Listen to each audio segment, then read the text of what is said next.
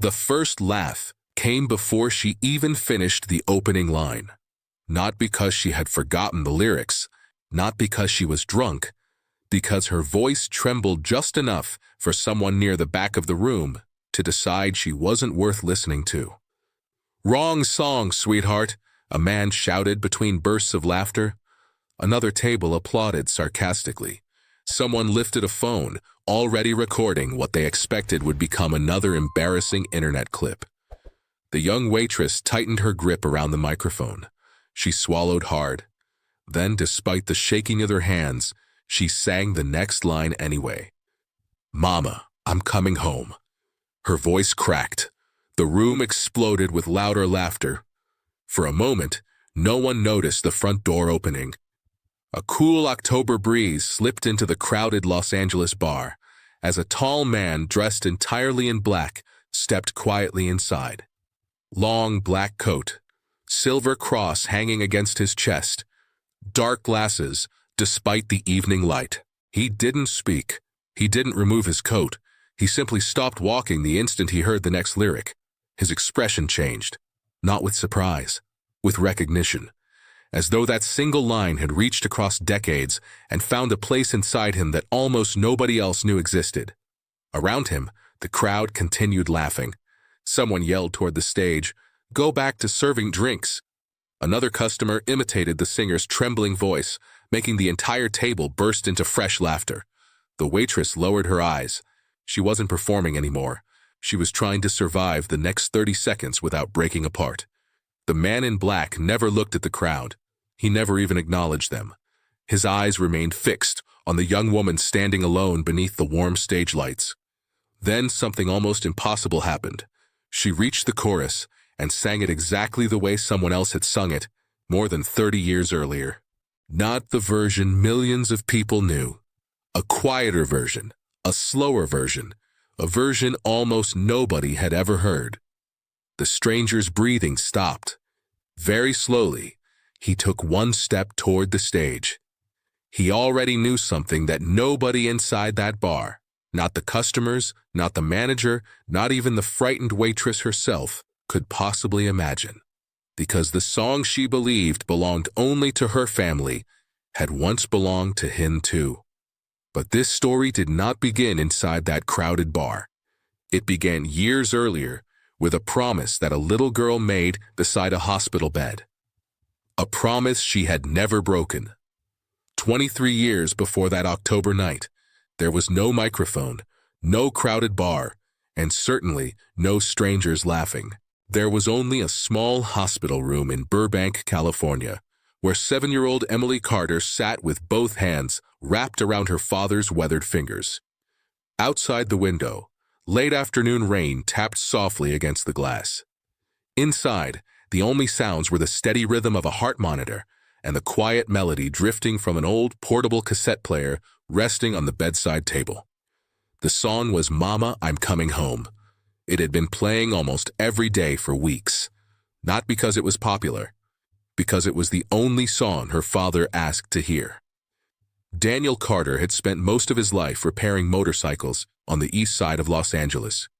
His hands were permanently stained with grease. His back carried the weight of 30 years of hard work.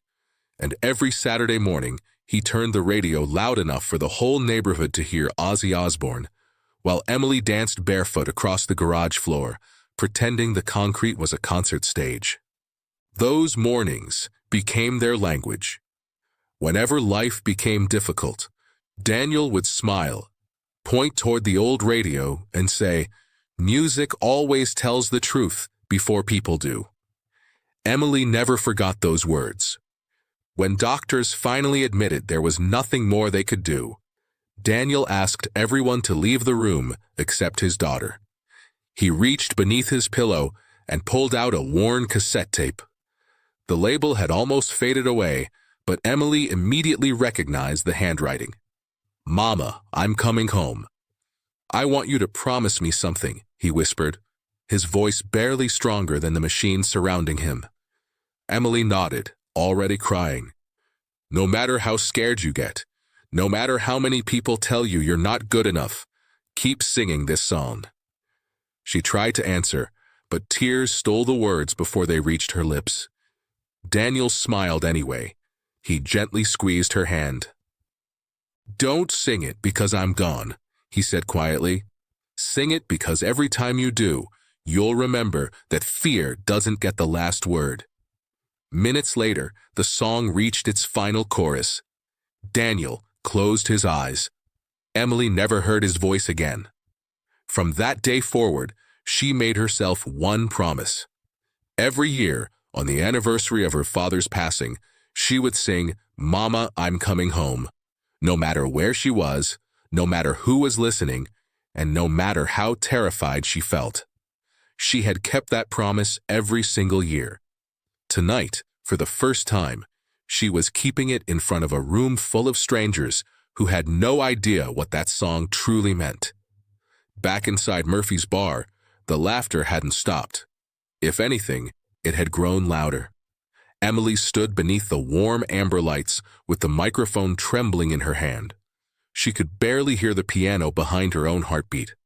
A man near the front lifted his beer and smirked. "I've heard karaoke machines with more talent." The table around him erupted. Someone whistled. Another customer shouted, "Next song!"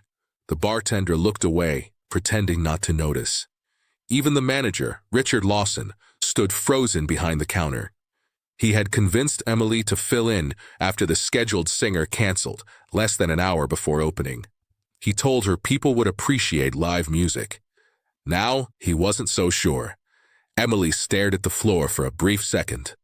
Every instinct inside her begged her to walk away. She could simply place the microphone on its stand, return to her waitress apron, and spend the rest of the evening pretending none of this had happened. Nobody would blame her. Nobody expected her to continue. But then another memory surfaced. A hospital room, a worn cassette tape, her father's tired smile. Fear doesn't get the last word. Emily closed her eyes. She took one slow breath. Then she began the second verse. The room answered with another wave of laughter. Only one person wasn't laughing. The man dressed in black had quietly moved farther into the room, stopping near one of the wooden support columns where the stage lights barely reached. No one paid attention to him. Customers were too busy mocking the frightened waitress to notice the silent stranger, standing only a few feet away. He folded his hands in front of him. His eyes never left Emily. He wasn't listening the way music critics listen. He wasn't judging pitch, or timing, or technique. He was listening for something else. Then she sang another line. Again, not the version the world knew. The words carried a slight pause before the chorus. A tiny hesitation, almost invisible, except to someone who remembered exactly where it had come from. The stranger lowered his head. His breathing became heavier. 30 years earlier, during rehearsals for a charity benefit, he had casually changed that exact phrase while testing different arrangements with the band. The version had never appeared on any album. It had never been performed during a public concert. Only a handful of people had ever heard it. Yet somehow, this frightened young waitress knew it perfectly. His mind raced through possibilities. Had she known one of the musicians? An old producer? Someone from backstage? No, that couldn't explain it. There was only one other way she could have learned that forgotten version. Someone had taught it to her. Someone who had been there. For the first time since walking into the bar, the man felt something stronger than curiosity. He felt responsibility. Emily reached the bridge, her voice breaking under the weight of the room. She looked as though she was about to stop. The stranger slowly removed his dark glasses. Then, without saying a single word, he began walking toward the stage. The laughter continued. No one yet realized that the next few steps would change every life inside Murphy's bar forever. Nobody noticed the man in black until he was halfway across the room. The crowd was too busy laughing. Emily's voice had almost disappeared beneath the noise. Her fingers tightened around the microphone as another burst of laughter rolled across Murphy's bar. A woman near the back whispered something into her friend's ear, and both of them covered their mouths, trying and failing to hide their amusement. Richard Lawson looked toward the stage with growing regret. He should never have asked Emily to perform. She had spent 2 years carrying trays through the dining room without ever asking for attention. She was dependable, kind, and almost painfully quiet. The stage was never supposed to become part of her job. He took one step forward, ready to end the performance before it became even more humiliating. Then he stopped, because someone else was already walking toward the stage. The stranger, still wearing the long black coat, still silent, still watching only Emily. Each step echoed softly against the old wooden floor. One customer noticed him first, then another. Conversations began slowing, not because people recognized him, but because something about the man's calm confidence felt strangely out of place inside a room filled with mockery. Emily didn't see him. She was staring at the floor, forcing herself through the final words of the second verse. Her eyes had filled with tears. She couldn't tell whether she was still singing in tune anymore. She only knew she had made a promise 23 years earlier, and promises weren't meant to be abandoned halfway through. She reached the chorus. Her voice cracked again. Someone laughed. The stranger stopped beside the stage. He waited, not for the laughter to end, for Emily to finish the line herself. Only after she completed the final word did he quietly step onto the small platform. The movement finally caught everyone's attention. The room began to settle into an uneasy silence. Emily looked up. For the first time that night, she wasn't looking at strangers. She was looking directly into the face of the man standing beside her. He smiled gently. Not the smile of someone amused, the smile of someone who understood. Without asking permission, he reached for the spare microphone resting on its stand. He turned toward Emily. His voice was barely louder than a whisper. "May I borrow your stage?" Emily blinked. She couldn't answer. Something about his voice felt oddly familiar, though she couldn't understand why. The stranger looked down at the microphone in his hand, then back at her. "You've been carrying this song by yourself long enough." For one heartbeat, the entire bar stood perfectly still. Even the customers who had been laughing moments earlier found themselves strangely unable to speak. The man slowly removed his black leather gloves. Then, with one deliberate movement, he reached up and took off his dark glasses. A woman sitting nearest the stage gasped so loudly that everyone turned toward her. Her wine glass slipped from her fingers. It shattered against the floor. Another man stood up so quickly that his chair crashed backward. "No," he whispered. "It can't be." Heads began turning across the room. Faces changed from amusement to confusion to disbelief. The bartender stopped drying a glass. Richard Lawson stared as though he'd forgotten how to breathe. The stranger looked around the room only once. He wasn't searching for applause. He wasn't interested in being recognized. He simply wanted the laughter to stop. When he finally spoke again, his voice remained calm. "I think," he said quietly, "you've all been listening to the wrong thing." Nobody answered. He turned back toward Emily. She was frozen. Tears still rested on her cheeks. Her hands were trembling harder than ever. The stranger smiled once more. "My name's Ozzy." Emily's eyes widened. The microphone almost slipped from her hand. "No," she whispered. He nodded gently. "Let's try that chorus again." Before she could speak, before anyone in the room could process what was happening, Ozzy Osbourne stepped beside her, lifted the spare microphone, and began singing the opening words of "Mama, I'm Coming Home." Not like a legend performing for an audience, not like a rock star reclaiming one of his biggest hits, but like a man quietly helping someone keep a promise. The first line left his lips. The room completely fell silent. Not one laugh remained, only the psalm. And for the first time that night, Emily wasn't singing alone. The final note drifted through Murphy's bar like it didn't want to leave. For several long seconds, nobody moved. No whispers. No glasses clinking against wooden tables. Only silence. The kind of silence that appears when an entire room suddenly realizes it has judged someone far too quickly. Emily slowly lowered her microphone.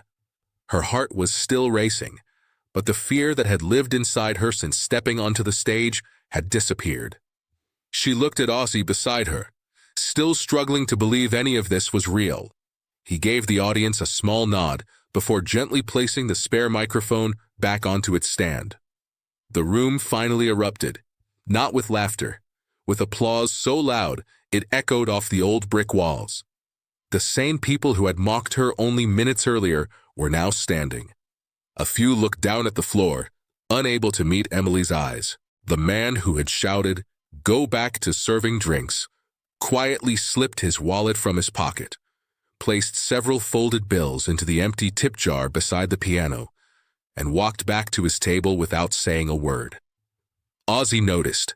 He didn't smile. He simply turned toward Emily. "Come with me for a minute." He led her through a narrow hallway beside the kitchen and out into the cool October night behind the building. The noise of the bar faded until only distant traffic remained. Emily stood there speechless. I don't even know what to say." Ozzy leaned against the brick wall. "You don't have to say anything." For a moment, neither of them spoke. Then Ozzy asked the question that had been sitting quietly in his mind since she sang the second verse. "Who taught you that arrangement?" Emily frowned. "My father." Ozzy's expression softened. The slower pause before the chorus. Emily nodded. "He always said that's how the song was meant to breathe." Ozzy closed his eyes for a brief moment. Then he smiled. "I remember saying those exact words." Emily stared at him. "What?" "Your father was at a charity rehearsal in Los Angeles back in the early 90s. Small audience, mostly volunteers and hospital staff. We tried 3 different versions that afternoon." Emily's breathing caught. "My dad told me he once heard you rehearse, but nobody believed him." Ozzy laughed quietly. "That's because hardly anyone was there." He reached into the inside pocket of his black coat. Carefully, he unfolded a small photograph that had clearly aged with time. It showed a younger Ozzy standing backstage beside several volunteers. One of them was Daniel Carter. Grease-stained hands, warm smile, the very same denim jacket Emily remembered from childhood. On the back of the photograph, faded but still readable, were 6 handwritten words. "Keep the music alive, Daniel. Ozzy." Emily covered her mouth. Tears spilled freely down her cheeks. Suddenly, her father hadn't just loved the song. He had carried a memory of the man standing beside her. And without realizing it, he had passed that memory on to his daughter. By the time Emily and Ozzy walked back inside Murphy's bar, the atmosphere had completely changed. The same room that had echoed with laughter now stood in respectful silence. Nobody rushed toward Ozzy for photographs. Nobody shouted his name. For once, the legend standing in the room wasn't the most important person there. Emily was. Ozzy quietly picked up the microphone one last time. "I want to ask all of you something," he said. Every eye turned toward him. When she first started singing, he paused, looking around the room. "How many of you heard mistakes?" Nearly every hand stayed frozen at their sides. Ozzy nodded slowly. "That's what I thought." Then he looked toward Emily. "I didn't hear mistakes." He smiled gently. "I heard someone keeping a promise." Several customers lowered their heads, remembering their laughter only minutes earlier. The man who had mocked Emily the loudest slowly walked toward the stage. His face was red with embarrassment. "I'm sorry," he said quietly. "I didn't know." Emily looked at him for a moment before offering a small smile. "You weren't supposed to know." Those simple words seemed to lift something from the room. Ozzy reached into his jacket one final time and handed Emily a small black guitar pick, with his signature engraved in silver. "I've carried this for years," he said. "I think it belongs to someone who's earned it." Emily accepted it with shaking hands, not because it had belonged to Ozzy Osbourne, but because somehow it felt like the final piece of a promise made beside a hospital bed so many years earlier. As Ozzy turned toward the exit, he stopped beside Richard Lawson. "Keep live music here," he said. "People don't discover courage in perfect performances. They discover it in moments exactly like tonight." Then, with the same quiet humility he'd shown since walking through the front door, Ozzy pulled on his coat, nodded once to the room, and disappeared into the cool October night. No cameras, no headlines, just a stranger who had walked into a bar and quietly reminded everyone there what music was really for. Ozzy Osbourne never mentioned Murphy's Bar in an interview. He never told the story on television. It never appeared in a documentary, a magazine, or a concert speech. Like so many of his quiet acts of kindness, it belonged to the people whose lives it changed, not to the man who changed them. Emily Carter continued working at the bar for another 6 months, but she never hid her voice again. With the encouragement Ozzy had given her that night, she began volunteering on Tuesday evenings at a community music center in Los Angeles, teaching children and adults who were too afraid to sing in front of anyone else. On the wall of that small classroom hung 2 things: an old photograph of her father standing beside Ozzy at the charity rehearsal, and beneath it, framed in simple black wood, rested the signed guitar pick Ozzy had placed into her hand. Whenever a student stopped halfway through a song and whispered, "I'm not good enough," Emily would smile and tell them the same words her father once told her: "Fear doesn't get the last word." Years later, many of those students would say it wasn't the lessons they remembered most. It was the courage they found because someone believed in them before they believed in themselves. Perhaps that was the real meaning of "Mama, I'm coming home." Not simply returning to a place, but returning to the person you were before fear convinced you to give up. Sometimes the greatest performance isn't the one that earns a standing ovation. It's the one you almost walked away from, but didn't. And sometimes, all it takes to change a life is one song, one promise, and one person who chooses not to laugh.